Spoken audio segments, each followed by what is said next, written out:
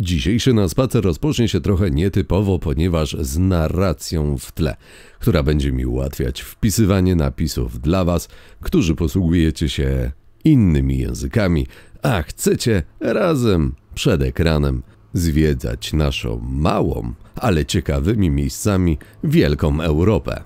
Nasz spacer zaczynamy po jednej z głównych ulic w mieście, które nazywa się dosłownie tak samo jak cały półwysep leżący nad jeziorem Balaton na Węgrzech. Mowa tu o mieście Tihany. Wymawiam w swoim języku to tak, jakbym dosłownie przeczytał. Nie wiem czy poprawnie, ale na pewno w sposób zrozumiały. Owa droga na wcześniejszym odcinku dość mocno pnie się do góry, dlatego zobaczymy właśnie taki środek lokomocji, którym możemy transportować się na dół lub do góry, co ułatwia zdobycie tej, stromej góry, jaką jest Tihany. A miejsce jest naprawdę bardzo urokliwe, ponieważ boczne uliczki już nam odsłaniają bardzo ciekawą sztukateryjną małą architekturę, domki pokryte szczechą i naprawdę inne zabytkowe elementy architektury jakiegoś gospodarstwa, jak na przykład przed chwilą widoczny mur, czy odsłaniające się kolejne budynki, które w zasadzie nie wiem, czy zostały wyremontowane, czy są raczej bardziej ze współczesnego świata wkomponowane w pozostałą architekturę tegoż właśnie miejsca. Będę mówił pomału, aby zwłaszcza osoby mówiące w innym języku mogły mnie lepiej zrozumieć. Powiedzcie, czy to będzie pomocne. To, co mogę powiedzieć o Tihany, to to, co każdy przybywający turysta zobaczy, toż iż w jego centrum znajduje się opactwo benedyktyńskie. Założone zostało one w 1055 roku przez Andrzeja I, który w tamtejszym kościele, stanowiącym taką ikonę rozpoznawalności właśnie Tihany, został on tam pochowany. Jednak grób na obecną chwilę jest pusty. Nie wiem, gdzie jest jego ciało, co się z nim stało. Takiej wiedzy historycznej niestety mi brakuje.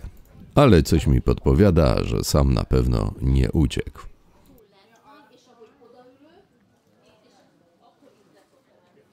Przy drodze zobaczycie w sklepach wystawione miejscowe wyroby, jak tutaj na przykład z lawendy, mydła, perfumy, jakieś nalewki, różne jakieś przetwory, a tutaj na przykład przyprawy z papryki, której Tihany również słynie.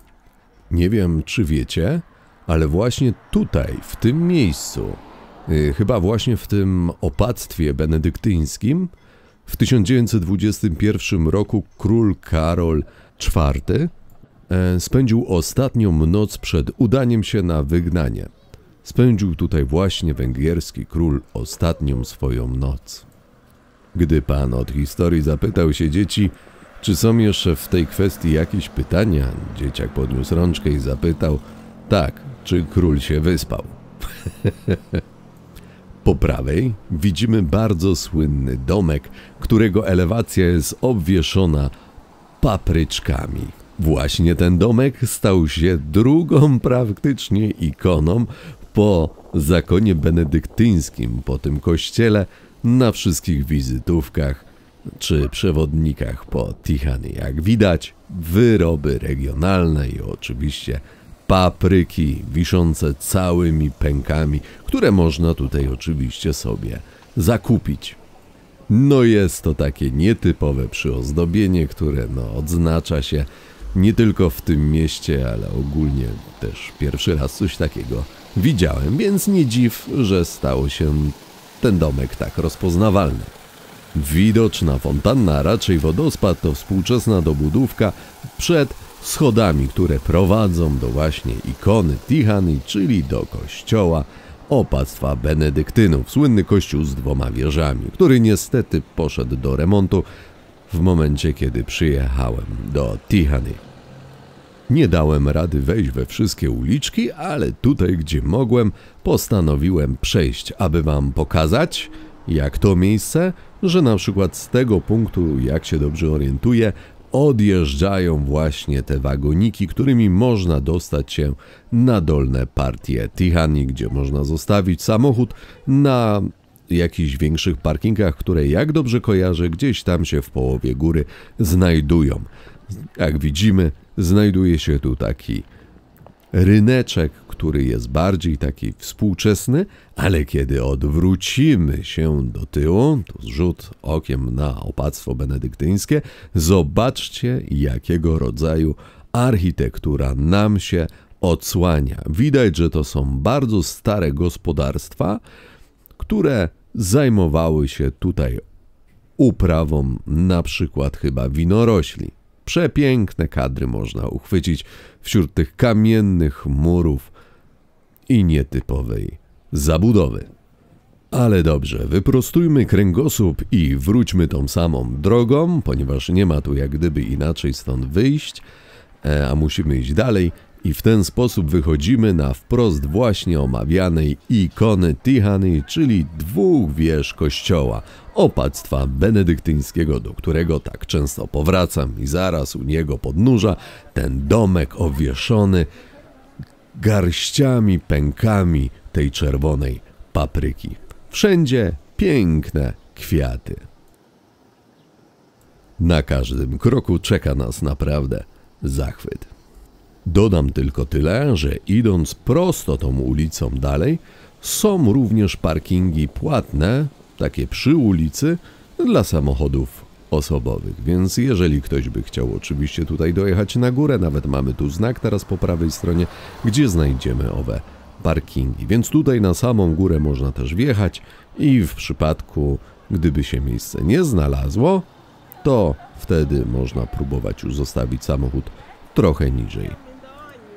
My samochód zostawiliśmy zupełnie z drugiej strony Tihany, u samego podnóża góry, ponieważ wyjechaliśmy tu rowerami, które zawsze zabieram z sobą, aby móc gdzieś głębiej zwiedzić ciekawe miejsca jak to.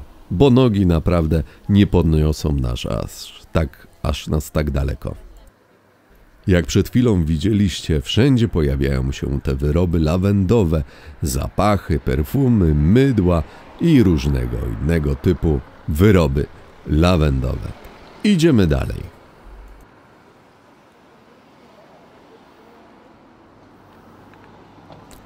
I już po paru krokach pierwszy parking. Jak widać, no, z miejscami trochę krucho.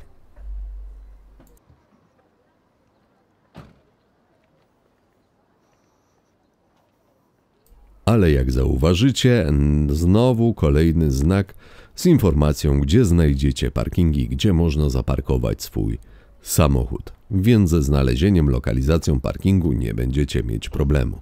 Próbować.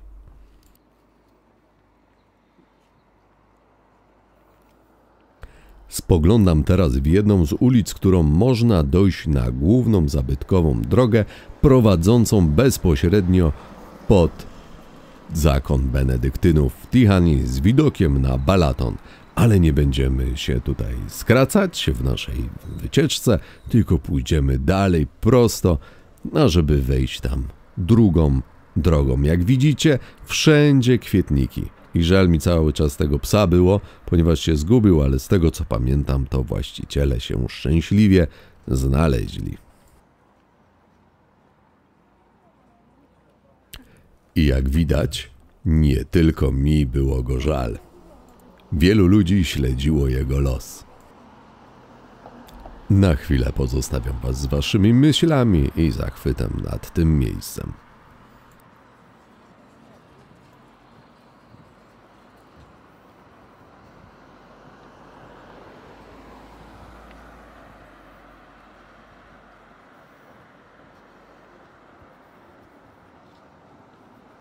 Jak to w miejscach turystycznych, jak to, znajdziemy wiele restauracji, ale również i takich sklepów, bardzo często się, jak widzicie, powtarzających z lokalnymi wyrobami.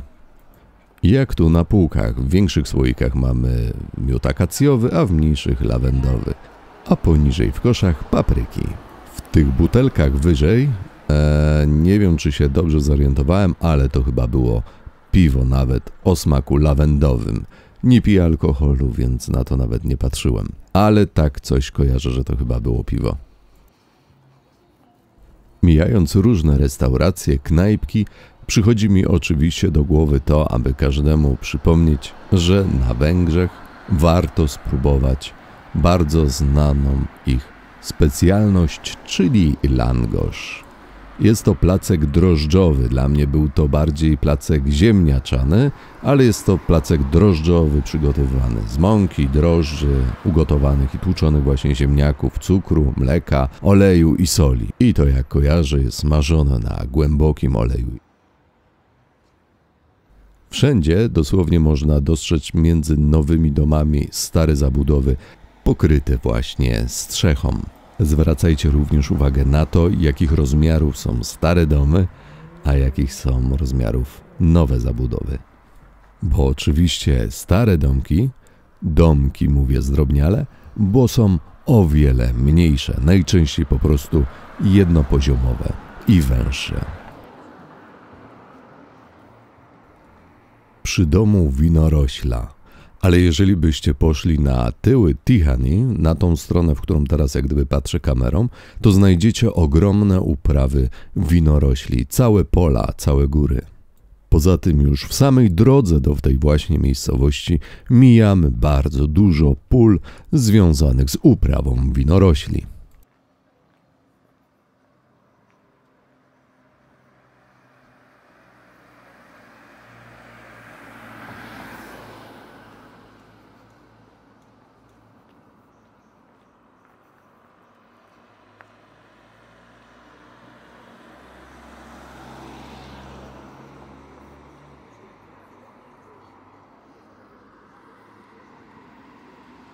Zaraz za toaletami publicznymi, z których można skorzystać, są schody, którymi jednak skrócę sobie drogę na górę pod opactwo benedyktyńskie, pod omawiany wcześniej kościół.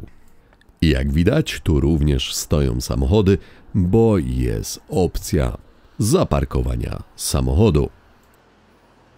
I w ten sposób znaleźliśmy się na jednej, jak myślę, ze starszych ulic w Tihany, przy której jest o wiele bardziej ciekawie pod względem architektury i tego, co można tutaj znaleźć. No, sami zobaczycie, o ile bardziej jest kolorowo, chociaż takie wystroje jak te właśnie znowu z lawendą, no powiem wam, poszerzają źrenicę i robią cały ten efekt w tej właśnie miejscowości.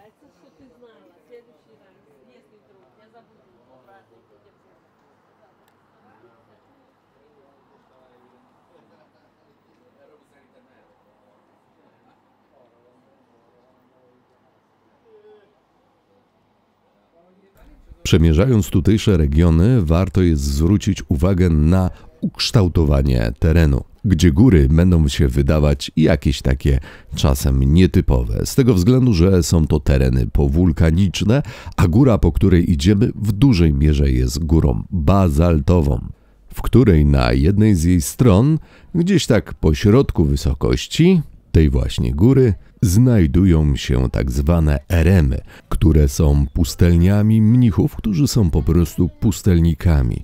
I owe domy oni wykuli właśnie w skałach własnymi rękami.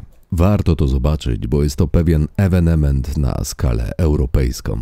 Jak będziecie chcieli, to również na moim kanale znajdziecie film właśnie z tamtego miejsca, które nagrałem razem z tym, jak tam dojść przez las. Na końcu filmu pojawi się zapewne miniatura do kolejnego filmu i będzie nim właśnie spacer do tegoż właśnie wspomnianego miejsca.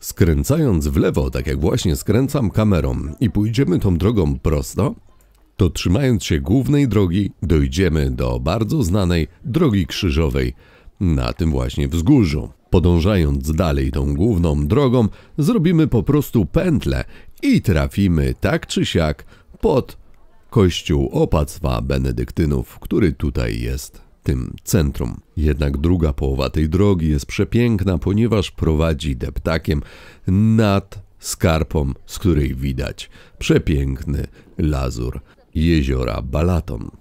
Jednak tu już mnie czas ograniczał i nie mogłem tamtą drogą za bardzo się wybrać, ponieważ czekał na mnie drugi bardzo ważny punkt, który może zainteresować wielu, bo niewielu wie, jak do niego dotrzeć, a nawet nie wiedzą o jego istnieniu. A mowa tutaj o eremach, o których już wspominałem, o których właśnie mówiłem, że pustelnicy wykuli w skałach tej góry własne domy.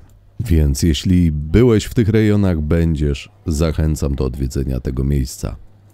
A jedna z dróg, którą możemy dojść, to mniej więcej tak, jak idzie się właśnie na tą wspomnianą drogę krzyżową. Tylko w pewnym momencie idziemy dalej prosto, nie skręcamy główną drogą, dlatego wielu tam nie dociera.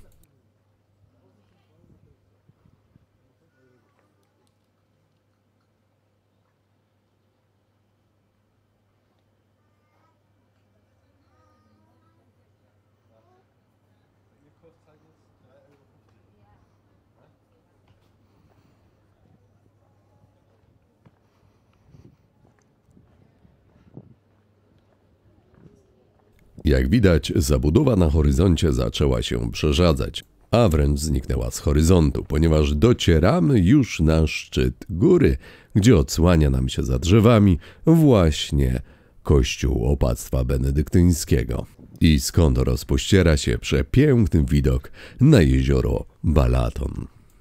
Chodźmy dalej, po prostu to zobaczyć.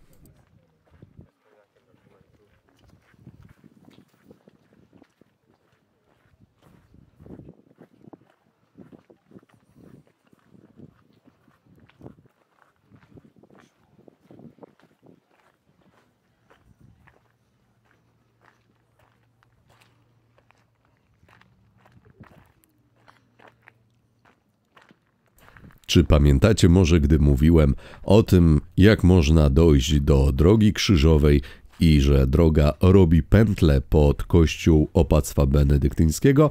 To właśnie ta droga, którą w tym momencie przybliżam. Ja jednak z powodu spieszącego zegara nie poszedłem tą drogą, musiałem z niej zrezygnować, a poszedłem traktem, który jest częściej uczęszczany przez turystów. Zobaczcie proszę na kolor tego jeziora. Lazur, po prostu lazur. Ten kolor jeziora można spotkać właśnie po tej stronie Balatonu. Drugi koniec jeziora ma zupełnie inny kolor.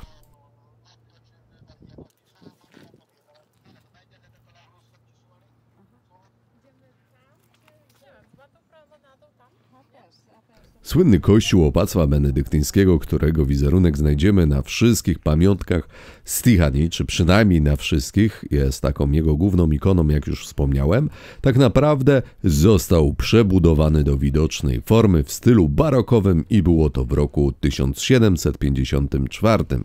Sprawcą tego był, nazwiska nie będę potrafił wymówić, jednak był to Sebastian Stulhoff, którego nazwisko teraz wyświetla się na ekranie.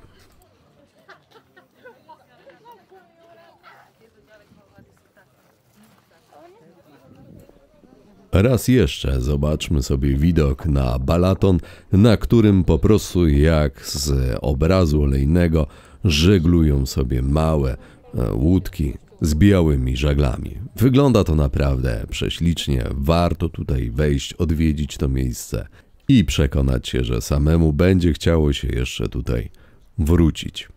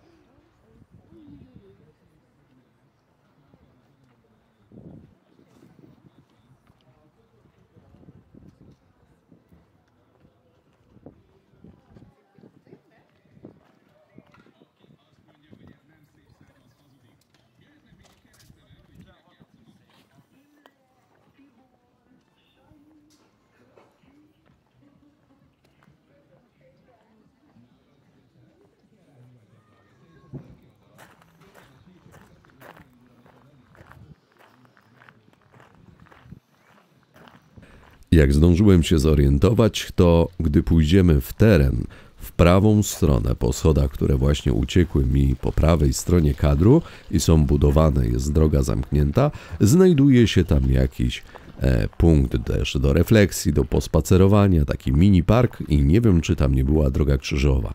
Jak tutaj na przykład właśnie grób Chrystusa, umiejscowiony w takiej zrobionej grocie. Niesamowicie właśnie ten park po prawej stronie przypominał w jakiś sposób ogród oliwny. Więc jest to takie miejsce turystyczne, w którym można faktycznie na chwilę się zatrzymać. A jeśli pamiętacie ujęcie wodospadu fontanny pod schodami, to właśnie jesteśmy jak gdyby na wprost tych schodów i patrzymy w kierunku tego wodospadu i ryneczku, po którym żeśmy spacerowali. Fizycznie w tym momencie znajdujemy się już przed kościołem, na który za parę kroków spojrzymy okiem kamery.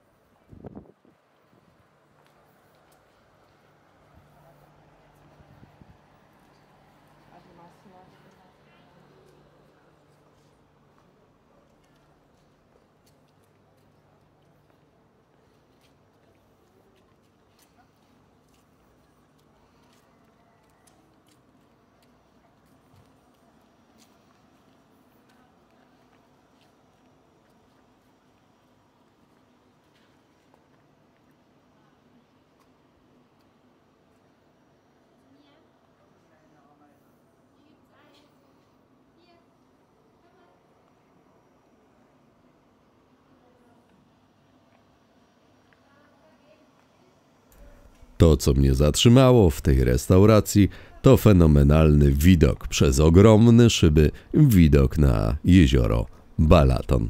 Coś pięknego.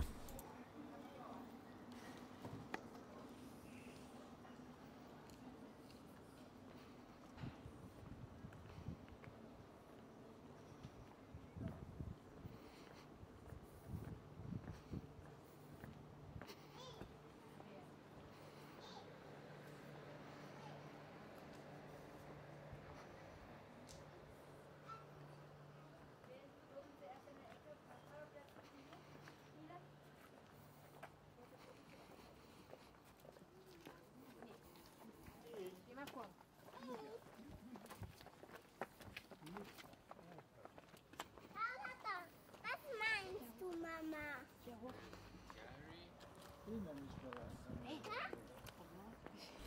Tą drogą już zbliżamy się do zejścia na ulicę, z której zaczęliśmy nasze nagranie, nasz spacer.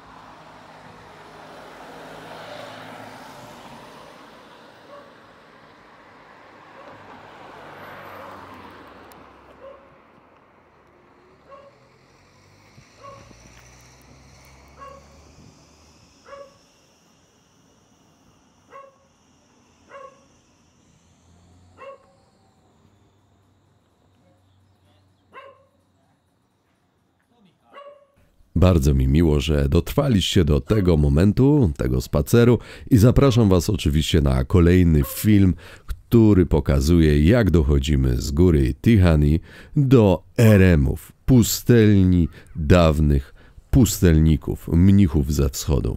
Zapraszam. Powinno się zaraz to wyświetlić w jednych z proponowanych filmów teraz na Twoim ekranie.